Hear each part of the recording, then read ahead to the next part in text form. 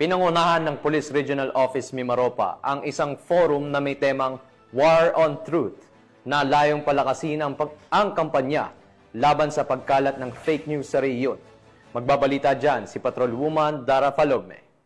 Pinangunahan Police Regional Office Mimaropa sa pamumuno ni Police Brigadier General Roel Cuevas Rodolfo ang matagumpay na pagsasagawa ng isang anti-fake news consultative forum na may temang Truth Matters, Empowering Communities Against Misinformation, Disinformation, Malinformation sa Camp Brigadier General Efegenio C. Navarro, Barangay Suki, Calapan City, nito lamang Agosto 28 taong kasalukuyan. Bilang bahagi ng aktibidad, isinagawa ang isang arrival honors para kay Brigadier General Melencio Ragudo, Commander ng 23rd Infantry Bantay Kapayapaan Brigade, 2nd Infantry Division, Philippine Army, na nagsilbing pangunahing panauhin sa nasabing forum. Layunin ng aktibidad na pagtibayin ang ugnayan ng mga ahensya ng pamahalaan, law enforcement units, civil society, at media sa pagtugon sa banta ng misinformation, disinformation at malinformation. Kabilang sa mga nagsilbing tagapagsalita ang mga kinatawan mula sa Philippine Information Agency, Department of Information and Communication Technology, at Regional Anti-Cybercrime Unit 4B.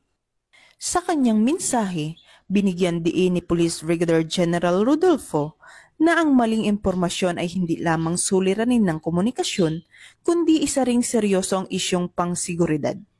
Aniya, kapag hinayaan ang kasinungalingan na kumalat, humihina ang ating mga institusyon, nawawala ang tiwala ng mamamayan at nalalagay sa panganib ang kapayapaan at kaayusan. Hinihikayat niya na ang lahat ng sektor na makiisa at magsilbing tagapagtanggol ng katotohanan sa pang-araw-araw na buhay. Isa sa mga tampok ng programa ay ang panunumpa ng paninindigan at suporta kung saan sama-samang nangako ang mga kalahok na maging katuwang sa paglaban ng pekeng balita at tiyakin na mananatiling haligi ang katotohanan para sa kapayapaan, kaayusan at mabuting pamahalaan.